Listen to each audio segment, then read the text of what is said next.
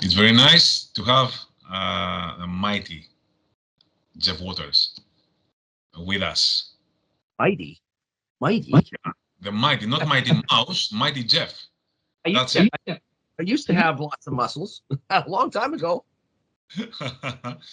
um, so we're going to speak about the brand new release. It's going to be the first rock hard release from the rock hard label.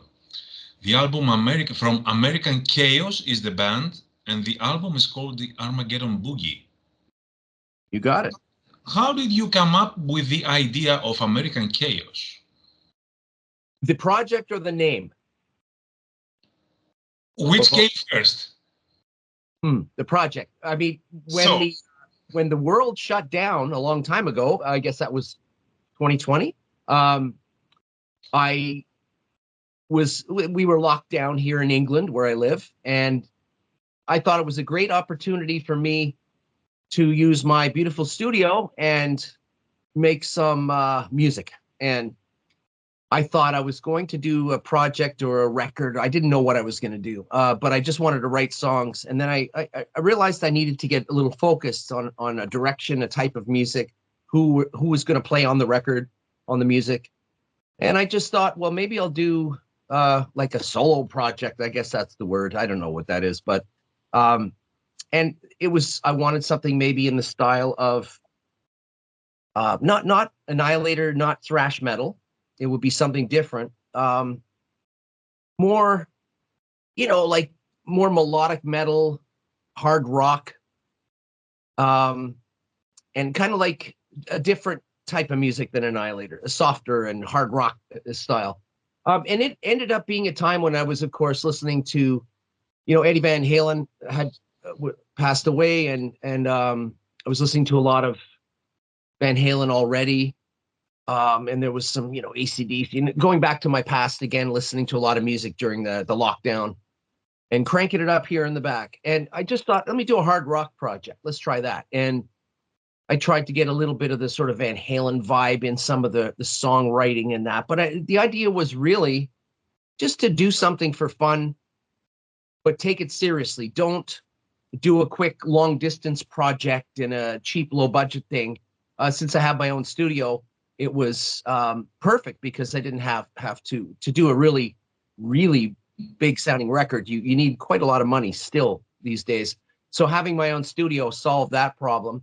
I wanted to get a drummer that was really, I guess it was my dream team in a way for that record, like Alex Van Halen on drums. So I couldn't get Alex Van Halen. So the next guy I thought of was Brian Tichy. And you can look him up. He's a fantastic drummer, played with lots of great bands, Billy Idol, Whitesnake, and Dead Daisies right now.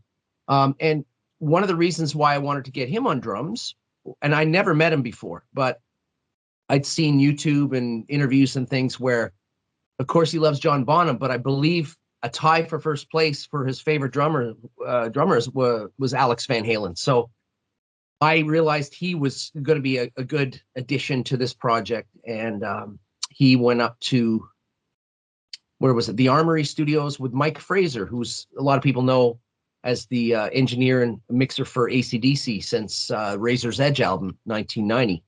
Also a friend of mine in Vancouver. And so Brian went up and we recorded the drums in the Armory Studios.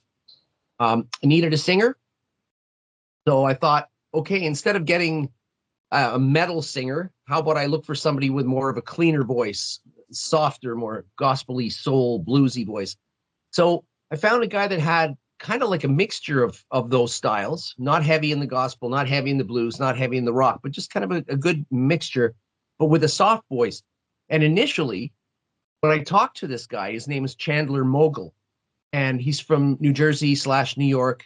And when I talked to him, he's been in a Lou Gramm Foreigner cover band for many years, and he's really good at it.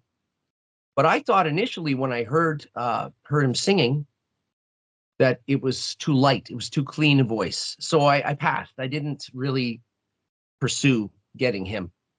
And then I had a second listen to him and realized that's perfect. It's exactly what I want on the project. I don't want a heavy metal singer. I want somebody who's not heavy metal. So he's more rock, hard rock. And he was recommended to me by the Greek keyboard guitar virtuoso Bob Katsionis, right from X Firewind. So Bob was playing in a band with this singer Chandler Mogul many years ago, and Bob is the one that recommended to try the singer up. So anyway, I went with Chandler Mogul for the vocals. He came over here and recorded in about 3 weeks. Spent a lot of time trying to figure out what style to do, and about 3.5 weeks. And then I'm going to look at the credits here. And I thought, okay, what else do I need here? So Bob did a lot. Bob actually was an important part of this project too, because I got him to do all the piano and Hammond organ and all the different types of keyboards on the 3 records that we ended up doing with American Chaos. Mark LaFrance is singing backups. He's the voice to Living on a Prayer, Dr. Feelgood, a lot of the backup vocals on a lot of the big recordings from Bob Rock and all these guys were done by Mark and one of his friends. Jesse Wag. He has worked with you in Triple Threat, Set the World on Fire, and Fist. You have worked with Mark again. Right. Yeah, that's right. You're right. Good. Thanks for reminding me. He started out working with me. He's the backing voice on Phoenix Rising on the Set the World on Fire record. And then some albums after that. Yeah, definitely at least 3 or 4 or 5 albums after that. And then there's good memory. Also Jessie Wagner, I think she played with, sang with Kid Rock and Stevie Nicks and a lot of other great performers and artists, but she in her own right is an amazing singer. She's more of a gospel kind of singer, like a Beyonce meets gospel. That's how I interpret it. So I got her to sing on a few of the songs, and she made a huge difference in those songs as well. And my stepdaughter, Ruby is her name, Ruby. Ruby was, I think, when she sang some backing vocals on the first record, Armageddon Boogie, she was probably 15 years old, and then the next record she was 16, and the next one she was 17. She's been on all 3 records, and so has Bob. So those are the only two. Those are the only two people that have been on all 3 records, was my stepdaughter Ruby and Bob from Greece. But yeah. And that's it. So I found these people all over the place, and we recorded it properly. We didn't do a sort of like a long distance, low budget thing. This was. I had talked to my wife about this, and I said, if I'm going to do it, I want to do it right. So it's this was done at a time when there was no company, Rock Hard or the gaming company, which we'll talk about, or nobody was involved. This was just my solo fun idea, but serious. And so there was no record company or no label involved. This was all me doing it, but we came up with like, okay, 100,000 euros. That's going to be, or pounds. It's even more. That's our budget for the record, which is not normal. That's kind of a bigger band budget these days. But I wanted to do something good. If I was going to, do something, people like to criticize, and people will expect, a lot of people would expect if I did a solo project, it's going to be all guitar, lead, shred, Guitar God stuff. And it's completely the opposite. I would not want to do that stuff. I would want to write songs and have other great musicians on there and try to write some fun, good songs. So the Armageddon Boogie record was finished, and I went to shop that. I went to talk to my lawyer in Germany. I went to talk to a bunch of labels, because over the years you get to know most of the people in the record companies. And it became very clear. The responses were almost always the same. They would say, we love the name of this band, American Chaos, which I thought was just a cool name to come up with, and spell it with K's instead of C's. Can tell you about that later. I thought, I'll make an album cover, make a name of a band, even though it wasn't really a band, and then see what the labels would say. And all the labels said pretty much the same thing. Number 1, we love the production. Number 2, we love the songs. Number 3, this is our kind of music that we like. It's kind of that 80s vibe and a bit of 70s, but 80s vibe, and you can feel the Van Halen, the Stones, the Black Crowes, the AC/DC. You can hear it in there. A bit of GNR, a bit of this stuff. But they like the singer, they like the drummer, they like the guitar and all that stuff. But they always said the same thing at the end.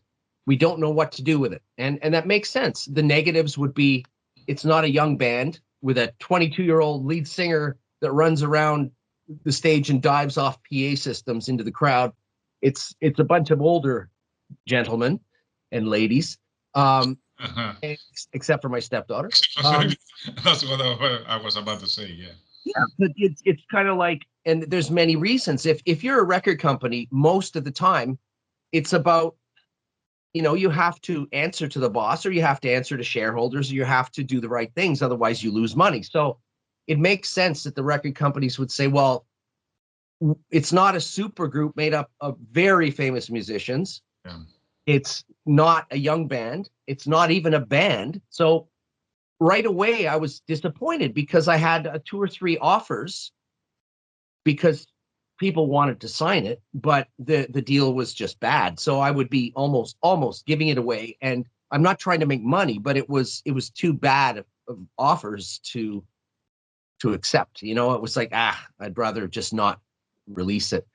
So instead of being discouraged and realizing I spent a lot of money to make a good album, but I don't want to just release it on my website for free, I thought, screw it. I'm going to just F it. That's the word, F it. I'm just going to do another one. So I'll get back to the first one, but really quickly, the idea was I'm just going to do another one because I had a lot of fun doing the first one. And I thought, you know what? Let's just do it again. Let's just do it again and see what happens. And my wife's looking at me and says, you haven't even got a deal for the first one. And I said, yeah, but let's do another one, but do it different. Have a different singer, different band, mostly different people, and completely different style. And that's what I did for the next 2 records. Stu Block came in to sing on the second record. And, Bob and Ruby are the only 2 that continued on from the last album, and everything was different. The songs, the style, the instruments, the production, the mix, everything was, the equipment, everything was done differently. And then the third one. So then after the second one, people started being interested because it was like, wait, the second record is almost better than the first one. So that's kind of where it started. And I got some more offers. And I kind of said, you know what, let's try this different. Let's find something that's not the normal traditional record deal, because I didn't want to put the band together and go on tour and try to, at 50 something years old, and try to make a new band and go on tour. I thought, I want to make good music and let people hear it. So I thought, very simply, why don't I go to some gaming companies, video game companies, different kinds, computer games, apps, online games, and see if any of these companies would be interested in thinking outside the box. And instead of having a record deal, I would literally take all the album covers, 3 album covers, 3 albums, 3 master records, a name of a band, and a logo, and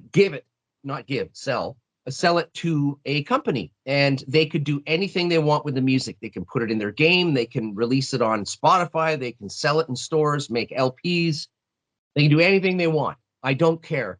Just make it available and get it out there. And it was actually the best idea I ever had, because it worked out much better than going to a record company, even before the music is released to the public. So I got enough money where I could pay back the recording costs, and now I get to try something different. My songs will come out in games, in LPs and online, but they're in magazines and publications. Rock hard, So it's going to be an interesting way to do it, and I'm glad that I found some companies, and then eventually this company to think differently.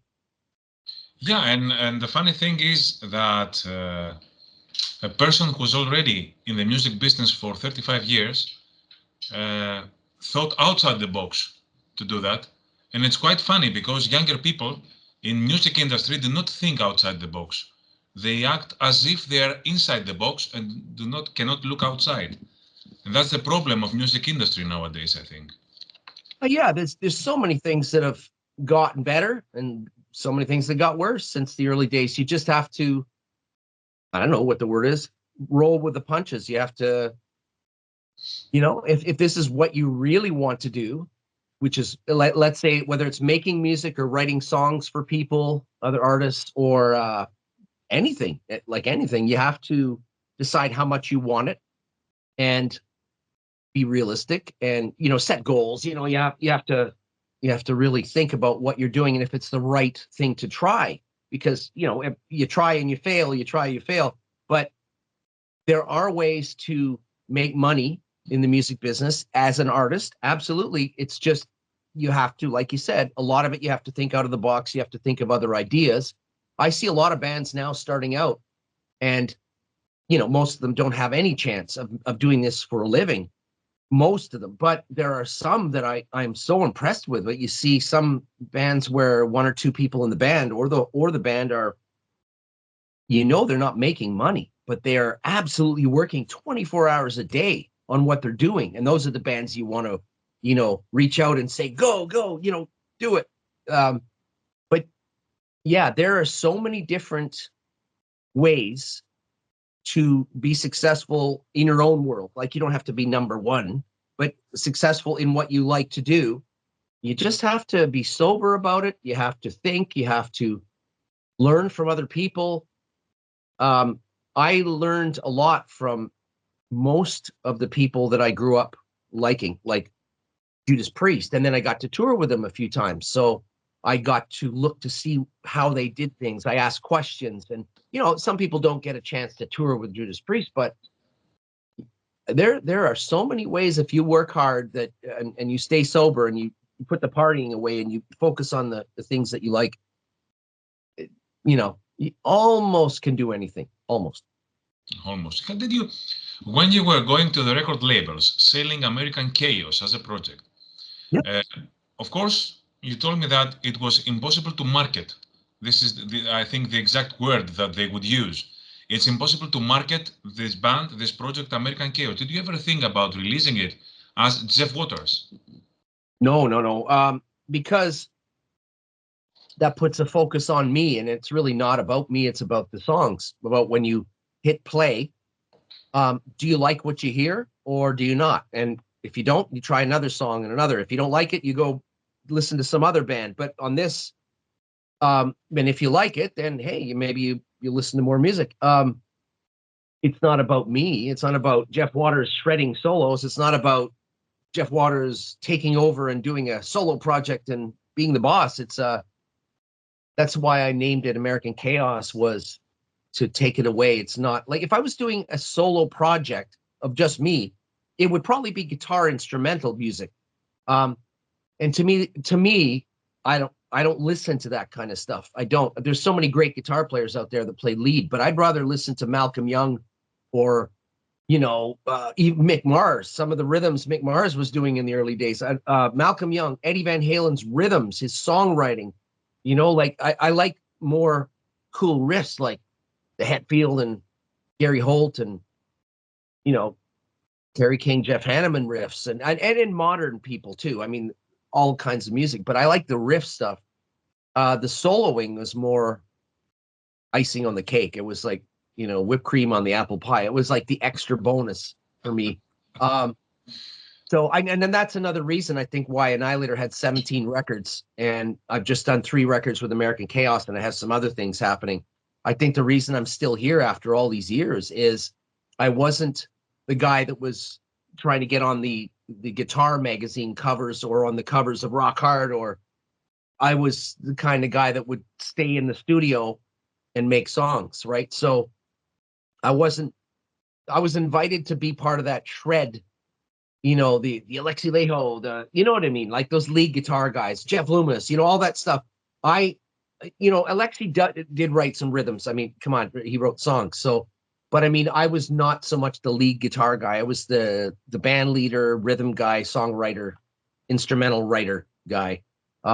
Anyway, so American Chaos was just a way, I think, to say it's a band, it's music, and then you kind of fool or trick people into thinking. You try to fool or trick people into thinking that, okay, it's music we're listening to. It's a singer, it's a band, not, oh, Waters is going to do some, tapping on his guitar or do some blues licks fast. That's not what it was about. Also, the name American Chaos, spelt with two K's, American Chaos. Some people have already asked me, what does that mean? Like, are you talking about the chaos in America? And if you, I made that name on purpose because, first of all, Buenos Aires is in America, Mexico City's in America, Ottawa, Canada is in America, New York City's in America. So over the years, some of the world and the United States have taken the name America and think that that means United States. But I live most of my life in Canada, which is in North America, South America, Central America. So when I grew up, America was anywhere there. You would say North, South, or Central America. And originally, American was with a K. And I believe it was I don't know if it was Norwegians or Swedes or that was the original term, I think, was spelt with a K. So, and I Googled and Wikipedia'd and all that. So, so it just gets people to ask me what is with the name American Chaos? What do you mean by that? And what, in my mind, it means North, South, and Central American chaos simply means just a bunch of noise and rock and roll and loud music that we're making from America, North America. The game Rock Commander is spelled with a K. Was it done after American Chaos? Yeah, they did that after. That was actually a good idea to put the K in there. I was smiling when they did that. So it's kind of a cool relationship between me and the gaming company Rock Commander, but the people that run it, and Michael Iverson owns it, and the people that work with the game, as well as now Holger from Rock Hard.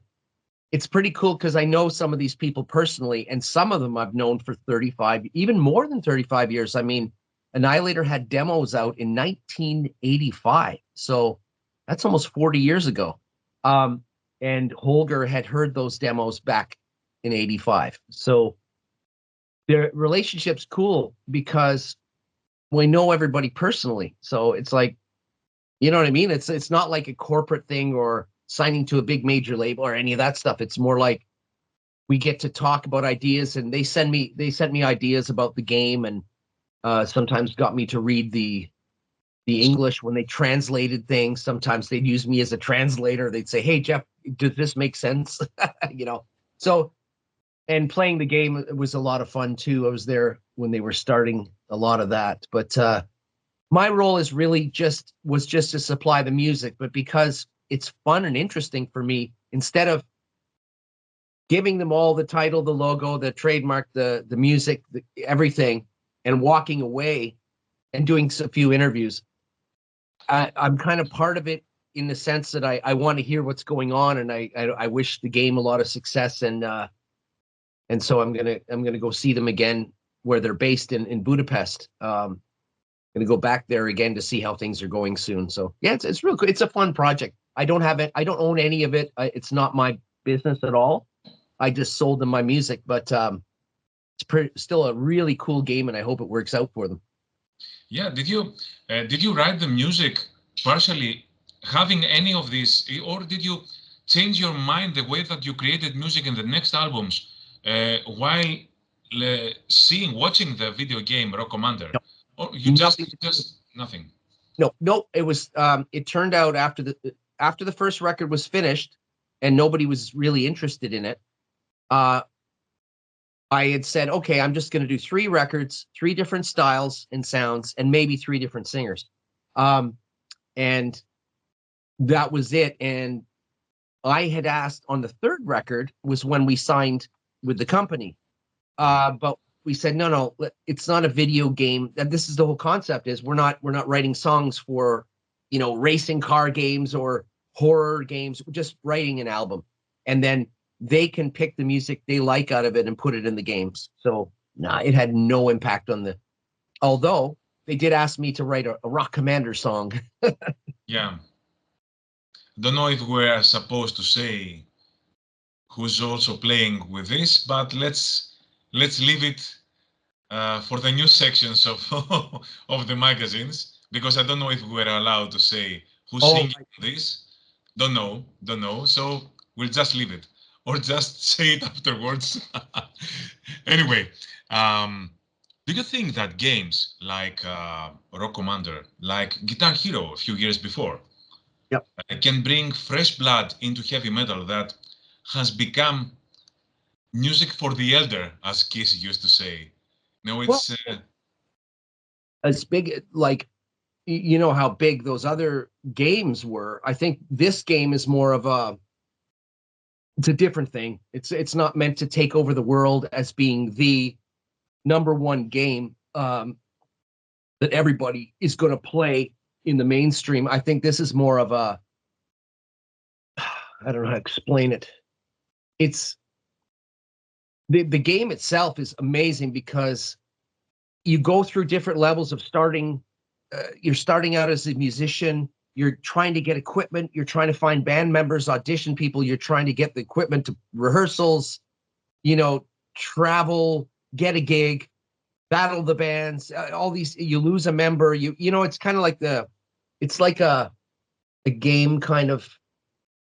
It's got a bit of humor in it. It's very, very light game, as in it's fun. It's not meant to be some serious game and competition and everything. It's total. You get into the game and you sort of get into a different world, and it's very calming and relaxing. And you can download. There'll be music available from us and other bands too. It's not just American Chaos that will be in it. There's other artists, and I don't know if it's every month, but there's upgrades and updates and things you can download, like a lot of games. But this will include, other artists' music and more American Chaos music as the next 2 years go. So it's a very different kind of game than the mainstream ones. And I think that's why this will catch on, because it's kind of like in a fun way, you get to see what it's like trying to put a band together. yeah. It's very realistic. I mean, it's when you start to play the game, it's like creating your own band. It's like you're living the dream of Yeah. Trying to be a rock star. Yeah, I remember back in the day when I was in Vancouver, Canada, we were doing an album called King of the Kill. So that would have been 1994. And I had my own studio. And I remember at the time, the big company, at the time, the big gaming company was Electronic Arts out of Vancouver. And they would do games like Need for Speed, one of the initial big racing games. And fuck, I forgot what I was going to say. Let's start again. You wrote the song Speed about that. Yeah, that was kind of. I was asked by somebody at the Electronic Arts game company in Vancouver. I think it was 95, 96, somewhere around there. 94, 95.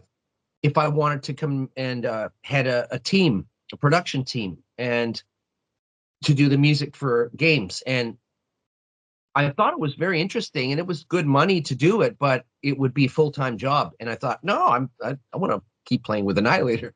But it was always a fun idea. But it was cool listening to those early games back in the 90s, because they would have these, in-house people at the company who were former heavy metal musicians in Vancouver and doing the riffs and the cool drums, and they would have good budgets so that they would actually make up some really cool metal riffs that I wish I wrote for Annihilator. And I thought that was really cool. But it's with Rock Commander, it's the same thing. You're going to get eventually 3 different albums of music from American Chaos. But even if you didn't like American Chaos, actually, that's the cool thing about American Chaos. If you didn't like the first one, because maybe you didn't like the singing or the style or the guitar sound or whatever, you might like the second one. That's like Annihilator. You might like some albums and others you don't. So you'll find some good stuff with the American Chaos, but you will be hearing other bands as well, other artists. So it's that part's kind of exciting. Yeah, and listening to Armageddon Boogie, for example, Yeah. you definitely listen to some 70s Kiss. You are definitely listening to Van Halen. The Oh yeah. Pasadena, the Pasadena 4 is your Hot for Teacher take. It's a tribute to the early Van Halen. I am looking at my phone right now because this was a couple of years ago that this album was done. So I did a couple of years ago. Start again. I'm going to look at my phone because Armageddon Boogie was actually done 2.5 to 3 years ago. There was 2 more albums, of course, for American Chaos after that. So I'm looking at my phone right now to try to remember the names of the songs. But My Little Devil, I can go really quickly.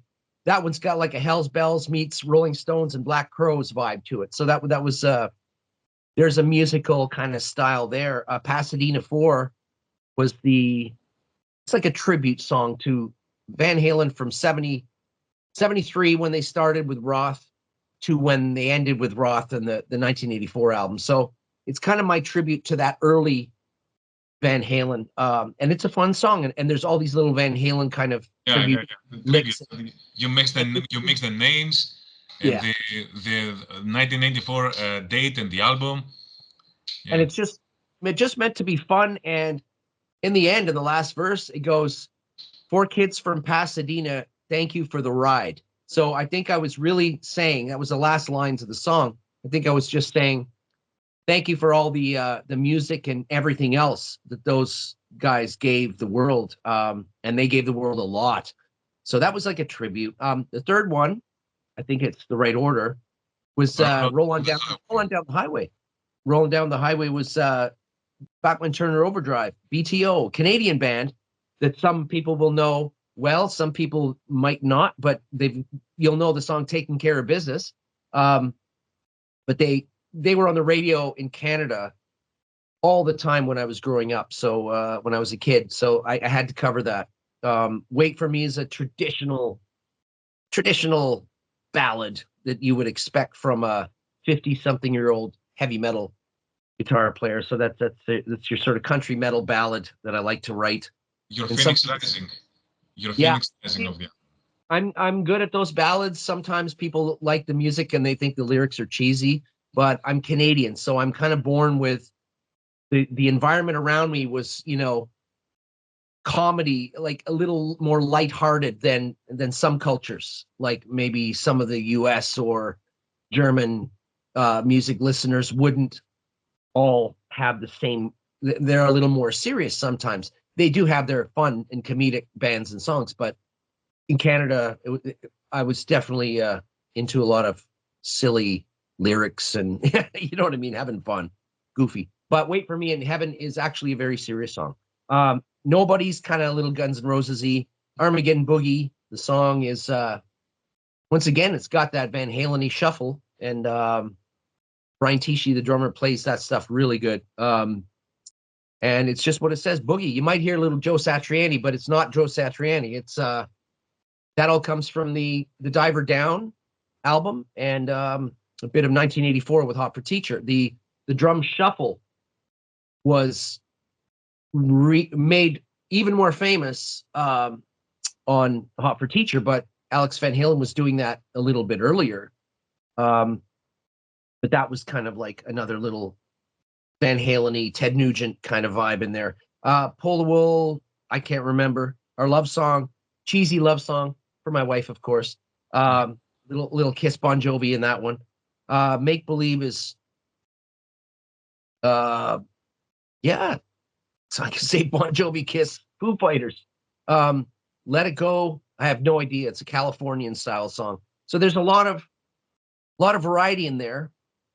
But then the second album was done, and then I realized, no, this isn't variety. The next one's variety. So I have no idea what to think. The first one's definitely has a theme, though. It's definitely, even with all those different bands and styles, I tried to keep the sounds of the drums, the guitar, and the bass, and the singing all the same. So even if the musical styles changed a little bit, you would hear, just like Back in Black was famous for that. AC/DC's Back in Black, because every song had the same sound, and they could do anything. Have a Drink on Me, Shoot the Thrill, Hell's Bells intro. They could do anything, and it would still sound like the other songs. It had that sound, and so that's what I tried to do on this record. I'm pretty sure that you knew Bob as a guitar player and not as a keyboard player.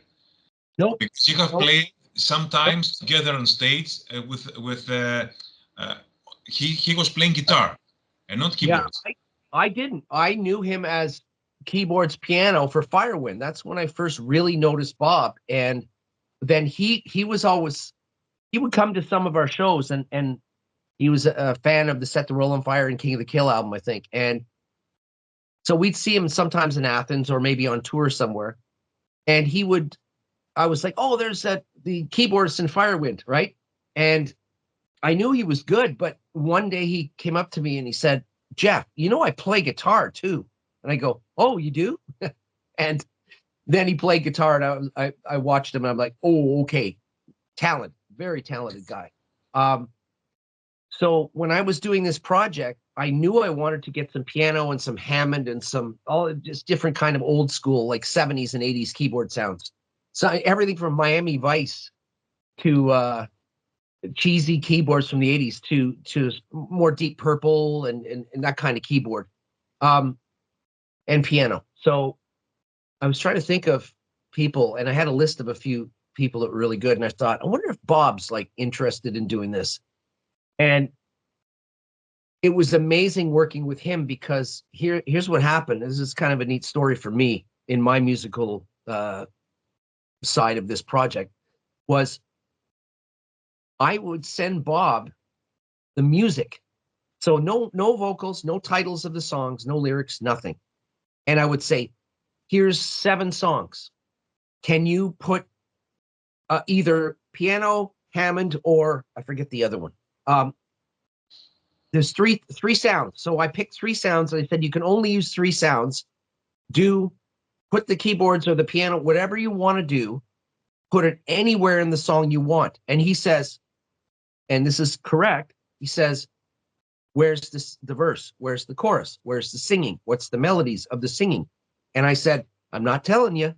And the reason I did that was I wanted him to hear the music and do what he wanted to do with nothing from me. You just play anything you want. All the song, just play anything. And he was not happy. I could tell by his messages that he wasn't happy about that. He said, to do my best work, I need to know what the singing is and where to do it. And I said, nope, you got to do it without singing. And when he gave it back to me, then I put the singing in, and it was amazing. It was incredible. Especially on the records that number 2 and 3, because he couldn't hear the singing, didn't know what it was or where the singing goes, he started being the singer with his keyboards, or in piano. So I had some of the most beautiful piano work in some of these songs. And he never would have been able to do that if I'd showed him where the singing was. So that was, from then on, when he heard the album back, he trusted me. And then the next records, he didn't even question it. He just played the whole song with 3 different instruments, sounds. And when I got back on the 2nd and 3rd American Chaos from Bob is just incredible, beautiful. So one of my favorite parts about doing the project. Yeah, because he told me he received guitar, bass, and drum machine. No vocals, no melodies, nothing. Yep. And he told me, Jeff just said, just play whatever you want. Yep. On top of it. Yeah, exactly. It was great, because if you find musicians that are good, really good, like him or Jesse Wagner or Mark LaFrance, the 2 backup singers, or Brian Tichy, but if you find people that are that talented, the stupidest thing I can do is tell them what to do, to completely tell them everything to do. I thought, no, let them do what they want to do. And that's why, as these records go on, there's some incredible stuff coming up on these records because you got to get the best of each of those people on the record, not what Jeff wants. You get what they want, and that's when it. So when you get people that sang on are the voices you hear in the background on Dr. Feelgood and David Lee Roth solo albums and Living on a Prayer. That's people think that's Richie Sambora, but that's Mark LaFrance and Dave Steele, two singers from Vancouver. That's who was singing on that. So you let those people do their work. And I loved it. That was another reason why it was so fun. Yeah. And for the cover, you worked once again with Gyula from Hungary. He's been doing your covers for the last 20 years or so. And if I'm not wrong, he's playing in a band called Alice on Hell. That I don't know, but he's playing in a band called Alice on Hell. Oh, you know what? I don't know that. I should ask him. He's the artist on my records. I should know this. Yeah, he's bass. Yeah. It's funny too because he's from Budapest, Hungary. For those who don't know, and one of the most beautiful cities I've ever seen. I didn't realize that until I went there last year again. I always see it with a tour bus and a show or a theater or a club, but I got to finally spend a couple of weeks in Budapest. Whoa, nice, beautiful city. But Gyula, I have known him for almost 3 decades, and I knew him as Gyula, Gyula. And it was only 6 months ago when I went to Budapest that I realized it was Dula. So he didn't want to correct me and tell me, hey, Jeff, that's not how you say my name. So I learned as Dula. But so that was a good thing for me. He's been one of the if I have to look at one person that's been with me the longest, the most amount of time, that's been the most of a partner in a way, is going to be Dula, because he's been doing, like you said, since 2004. He's done all the Annihilator artwork, but also the booklets, the sleeves, the covers, but all the T-shirts, backdrops, all these different things, and guitar artwork, and so many things that we're still working together and still coming up with more ideas of things, and tour passes. I'm just trying to think of all the things he's done. So he's actually, it was important for me with the gaming company to say, I'd like to make sure that he does the album covers. And they thought, oh, we have people that can do that here. We have people.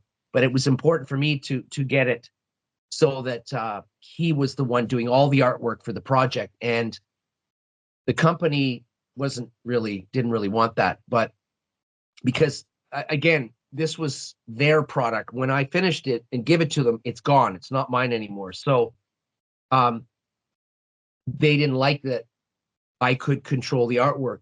But when they saw the work he did on Armageddon Boogie cover, and then the second and the third album cover and the booklet, then they understood why. And he made I wanted a theme for all 3 record covers. And one of the themes was the titles of the CDs have to have the name of a dance. So Boogie is the one that's in the title of the first one. And then I don't know if I'm supposed to say the titles of the other ones. I think Let's not say it. No, I think they are. I think they are released. I think they will be released. But if they are okay to say, I think the second one is called All That Jive. Jive is a dance, of course. And that's a play on All That Jazz by Queen. All That Jive. And I think there's another reason I put that. And then the last one, I think, I was going to call it Sinner Swing, because swing is a dance. But Sinner Swing is a Van Halen song from the Fair Warning album. And I thought, I want to say that because I love Van Halen, but changed it to Sheeple Swing, the Sheeple Swing. And Sheeple, Sheeple, means, it's a term that some people use for people being sheep, which means told what to do by the press or the media, or people that follow what the media says or follow what they're told to do. So all 3 of them have the one word that is a dance. So I thought that was cool. But also I wanted to make the artwork all have the same theme. So if you saw one cover, you would see the next and the next, and you would say, hey, I wonder if that's American Chaos. And as well, the covers have the most feel of being in the, video game reality world. You know what I mean? Like the covers do have some kind of gaming kind of vibe to them. So Yeah. yeah. They are cartoonish. They are cartoon-like. Yep, definitely. Yeah, fantastic. Thank you very much for your time, Jeff. I really appreciate it.